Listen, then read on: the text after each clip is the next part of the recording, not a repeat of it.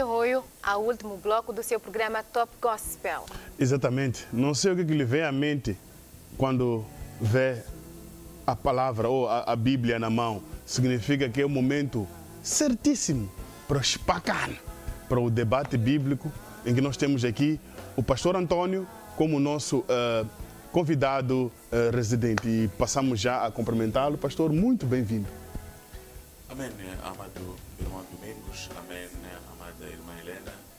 Amém, Igreja de Cristo em Moçambique. É sempre bom voltarmos para aqui todos os domingos e juntos pudermos partilhar a palavra do Senhor. Shalom. Pastor, vou sair um pouco daquilo que nós vamos tratar dentro de segundos. Eu levo muita porrada quando ando por aí. Eu recebo muitas questões.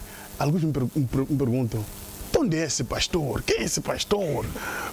Por que vocês usam a palavra de uma maneira mais contundente? Pastor, o que eu respondo quando realmente sou confrontado com essas questões? Amém, amado irmão Domingos. Acho que no que diz respeito a mim, sou seu irmão Antônio Mutimucuio e sou aqui escravo e servo do Senhor. É bem-vindo para esta vinha, vamos trabalhar. Quanto à palavra, acho que é muito simples. Nós viemos sempre aqui e lemos a palavra do Senhor. Então, é continuarmos a trabalhar e aquele que nos quiser ajudar com crítica, com ensinamento, nós estamos abertos. E é isso que eles têm feito, os nossos amados irmãos, enviando-nos mensagens que nos edificam bastante, que nos têm ajudado a permanecer aqui cada dia. Então, eu acho que é uma coisa para te alegrar, não te pode tribular. Significa que o trabalho que estamos a fazer aqui, de certa forma, está a ser acompanhado pela Igreja de Cristo. Porque quem está do outro lado, outros são servos, são bispos, são arcebispos, são pastores, são superintendentes, são evangelistas. O povo de Deus está assistindo a este programa, então é bom receber esse feedback. Eu dou graças a Deus. Amém. Muito bem. Então acho que isso quer dizer que vamos continuar sendo contundentes e incisivos. Bem, pastor, qual é o tema que vai nos nortear hoje e qual é a escritura de base? Amém. Teremos como escritura de base uma poderosa profecia de Zacarias, Zacarias capítulo 11, e vamos proceder à escritura a partir do 1 até o versículo 7. Estaremos a falar acerca de um povo que rejeita Deus, e esta escritura não existe uma melhor profecia para falarmos dela, mesmo no meio do contexto em que nós nos encontramos, com a igreja impedida de adorar no templo, com o coronavírus a manifestar o juízo de Deus sobre a terra. Então, Zacarias capítulo 11, estaremos a falar acerca de um povo que rejeita Deus.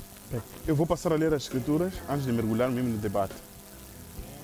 Temos aqui Zacarias capítulo 11, versículo 1. Líbano, abra as suas portas para que o fogo consuma as suas árvores de cedro. 2. Árvore de ciprestre, chore porque os cedros caíram.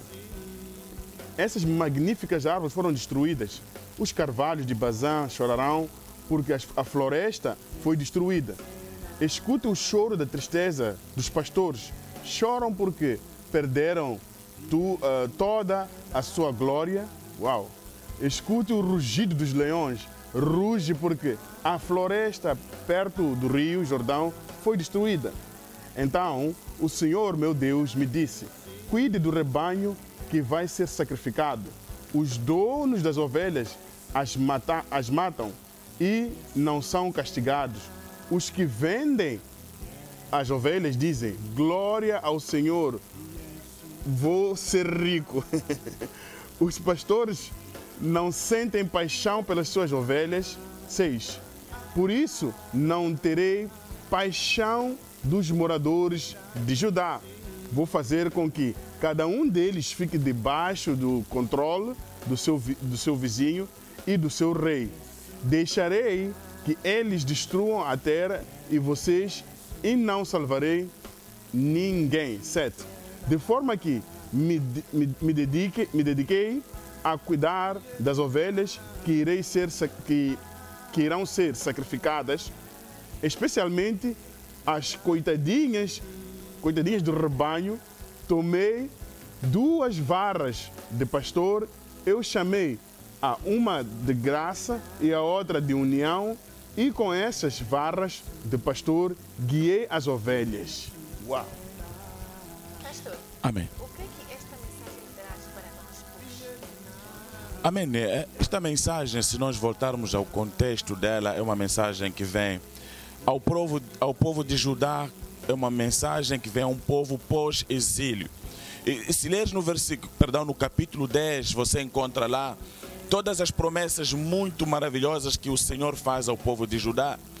Mas, obviamente, as promessas que são feitas ao povo de Deus estão todas elas condicionadas a um elemento que nós vimos em Gênesis 2,17, chama-se obediência a Deus. Então, um povo que rejeita a instrução de Deus, para ele não restam mais coisas. Então, você vê que o povo que ele chamou todos os nomes bonitos e fez todas as promessas que eram maravilhosas no capítulo 10, e alguém pode ler em casa e acompanhar. Quando chegamos aqui, você ouve a primeira coisa que ele diz.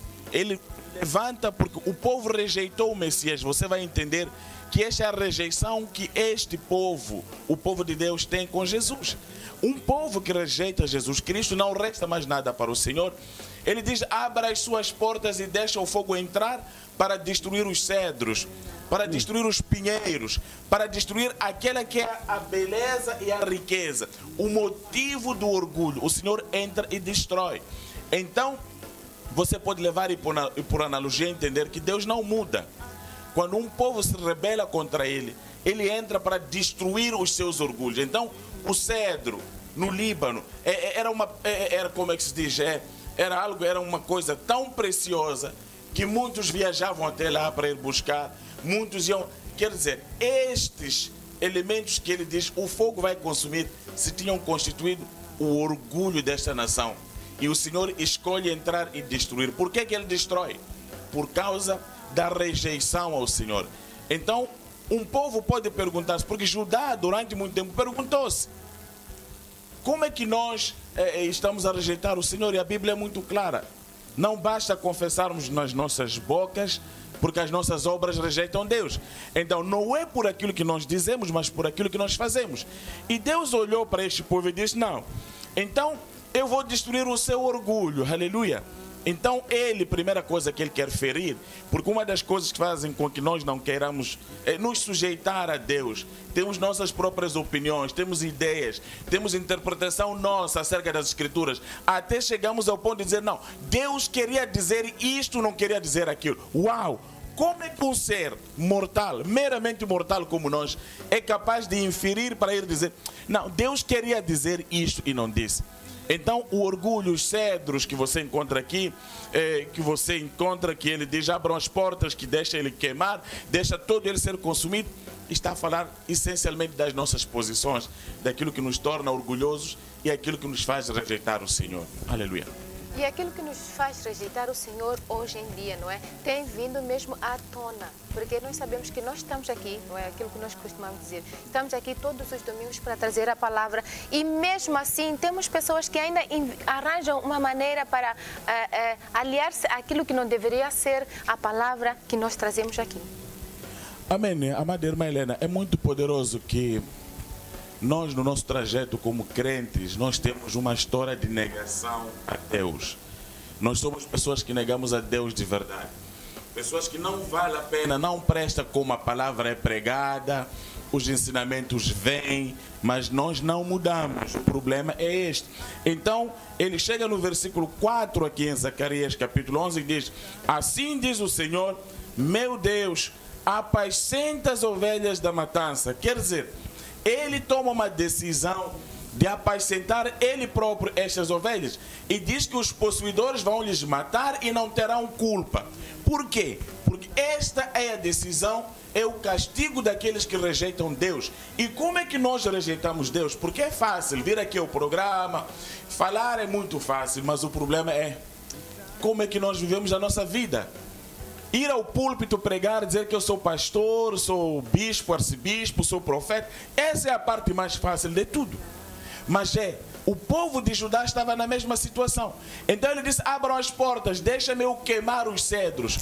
Então você pode ver hoje que Deus entrou e está queimando os cedros no templo. O templo, que é o lugar de adoração, ele mandou abrir as portas e está a queimar, está devastando a adoração. Aquilo que era o motivo do nosso orgulho agora está fechado. Aleluia. Pastor, há um versículo que me intriga um pouco. Amém. Eu vou passar a ler. 5. Os donos das ovelhas as matam. Amém. E não são castigados. Mas a parte B que mais me chama a atenção. Os que vendem as ovelhas dizem, glória ao Senhor, vou ser rico.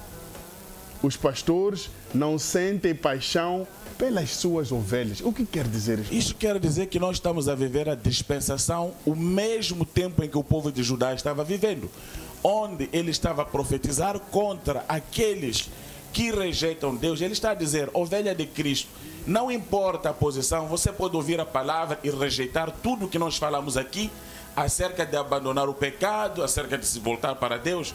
Ele está dizendo, não há problemas. O que eu vou fazer? Eu vou levantar este tipo de pastores aqui, que vão pegar, e se você vai começar a compreender, eles vão pegar sem piedade as ovelhas. Então você pode olhar para a igreja de hoje e pergunto eu, será que os pastores hoje, nós os pastores temos piedade das ovelhas? Porque se nós tivéssemos, qual é o maior perigo que uma ovelha corre? É ir para o inferno. E aqui quando colocam entre aspas, eles dizem assim, glória ao Senhor, vou ser rico. É a mesma coisa, a riqueza através das ovelhas. Ele está a dizer aqui que ele vai pegar, ele vai conduzir as ovelhas à matança, e os seus possuidores vão matar e não terão culpa. E os vendedores estarão a rejubilar, a dizer glória a Deus, louvado seja o Senhor, porque hei de enriquecer. E diz, os pastores não têm piedade. 6. Diz, certamente não terei mais piedade dos moradores desta terra, diz o Senhor. Esta é uma posição que o Senhor está tomando. Está a olhar para as ovelhas estão caídas, estão rejeitando Deus. Os pastores estão caídos, estão rejeitando Deus. Estão batendo na barriga, dizendo, uau, estou saço, estou cheio, eu vou me enriquecer, eu vou pegar. Quer dizer, e as ovelhas, essencialmente aqui hoje, é mesmo acerca das ovelhas. Por quê? Porque se você continuar a ler aqui, no versículo 8, ele diz, e destruí os 3 pastores no mês, porque se angustiou deles a minha alma, e também a sua alma teve, e também a sua alma teve fastio de mim. Aleluia. Então, quando você vê, ele fala desses 3 pastores, quem são? Estes 3 pastores, na verdade, representam o Messias. É este Messias que foi rejeitado. São estes 3 pastores, por quê? Porque Jesus Cristo, como Messias, ele representa os 3 ofícios. Ofício de sacerdote, ofício de profeta e ofício real. Então, estes 3 ofícios caíram todos no mesmo dia, por causa da rejeição. Quer dizer, você vê logo que quando o povo rejeitou o Messias, e se você continuar a ler aqui em Zacarias capítulo 11, você vai encontrar que ele diz que ele foi pesado e vendido a 30 moedas. Quer dizer, essas 30 moedas aqui, e se você for a ver qual é o valor delas, só chega para comprar o campo do oleiro. O campo do oleiro é o quê? É o campo mais barato, onde a terra já foi cavada e tirar barro para fazer. Quer dizer, e se você pegar essas 30 moedas e entrar para o Novo Testamento, você vai encontrar que quando Cristo é rejeitado e é trocado por 30 moedas. Estas mesmas moedas são as que são usadas para comprar um outro campo de oleiro, um campo barato, uma terra que não presta. Então, ele está a olhar, está a dizer, este povo trocou-me por o que vale a um campo de oleiro. Então, o povo que faz isso, ele vê no versículo 16, essencialmente. E 17, ele diz, porque eis que levantarei um pastor na terra, que não visitará as que estão perecendo, não buscará a desgarrada, e não sarará a doente, nem apacentará a sã, mas comerá a carne da gorda e lhe despedaçará as unhas. Pastor, Amém. eu gostaria que lesse mesmo com vagar o 17 e Amém. desse continuidade e explicar um pouco mais acerca desse versículo. Aleluia. Então ele diz aqui no versículo 17: ai do pastor inútil que abandona o rebanho, a espada cairá sobre o braço e sobre o seu olho direito, e seu braço completamente se secará, e o olho direito completamente se escurecerá. Então, primeiro, quando você vai para o versículo 16, essencialmente o que é que você ouve? Você ouve que por causa de rejeitar Cristo, então o Senhor ele próprio, ele diz que vai levantar um pastor insensato, vai levantar um pastor que vai comer as gordas. Então você entende por que na igreja, quando você chega e é pobre, não tem dinheiro, não te querem, põe-te lá atrás, no banco de trás ou lá fora, quando não tem assentos. Querem os gordos com carros grandes para sentar à frente, para comer e despedaçar as unhas. Está a dizer que vai levar as patas fazer feijoada. Quer dizer, é este tipo de pastor que ele vai levantar. Então, se você for para Apocalipse 13, vai saber e vai perceber quem é este pastor, que quando nós rejeitamos Jesus Cristo, por causa das nossas obras e não queremos abandonar o pecado, este pastor se levanta. Agora, é claro que ele diz, e também se você for ao livro do Apocalipse, você encontra que o anticristo, ele não vai subsistir diante de Deus. Então é aí onde você encontra que tanto a ovelha como este pastor inútil aqui serão todos castigados. Mas quando Deus quer fazer uma coisa, eu não sei se nós temos tempo, mas podemos ver rapidamente em Jeremias capítulo 27, irmão Domingos, Jeremias 27, você vai compreender que Deus sempre fez isto. Rejeitar Deus, Deus levanta vara contra um povo que rejeita Deus. E como é que nós rejeitamos Deus? É através das nossas obras. Não basta só dizermos que sou nascido de novo, já não tem condenação, já não tem essa coisa de recitar versículos bíblicos que não nos libertam do pecado. Veja o que é que diz o versículo 6, Jeremias 27. Eu passo a ler assim. E eu entreguei todas as terras de vocês nas mãos do meu servo Nabucodonosor, rei da Babilônia. Aleluia. Então você pode compreender aí. Isto parece um paradoxo. Deus de Israel, aquele que escolheu a tribo de Judá para fazer o reinado, escolheu a tribo de Levi para fazer o sacerdócio, quer dizer, ele distribuiu toda a adoração e louvor e honra dentro do povo de Israel.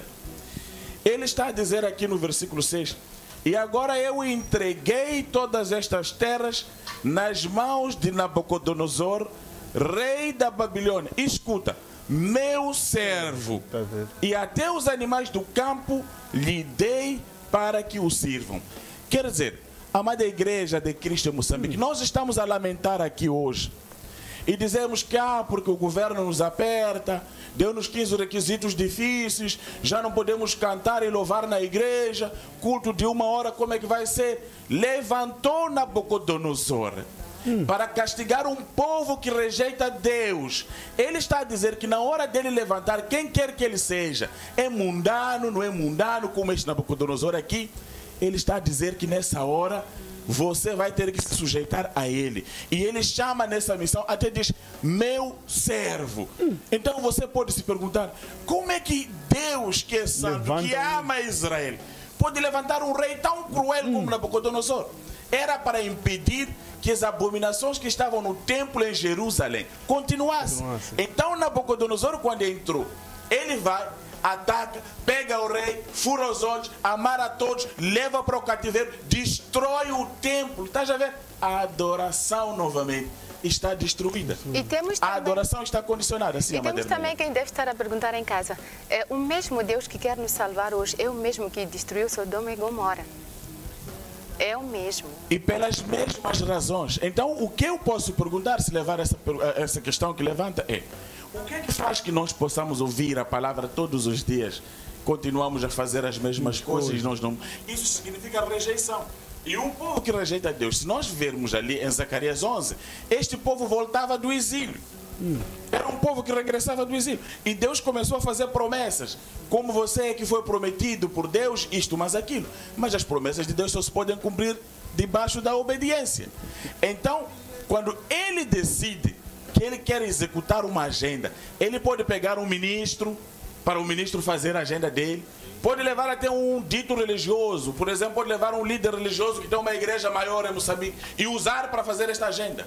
Ele pode fazer com o que ele quiser, mas o que vai lhe interessar nesta hora é pegar as ovelhas desobedientes, entregar nas mãos de um pastor insensato, e ele vai comer as gordas, vai tirar as patas, fazer feijoada, vai bater a barriga e dizer: eu sou rico e ainda tenho mais. E ele diz que nem sequer vou castigar.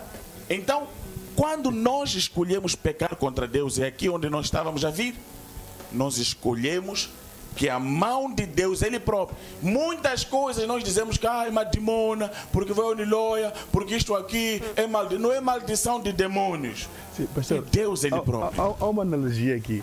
Eu vi um servo de Deus que dizia o seguinte: quando o patrão é corrupto, Deus até não chega a penalizar a empregada que rouba comida aqui em casa. Significa que quando o rei é mau, ou quando o povo é mau, Deus permite que os gafanhotos entrem lá e suguem.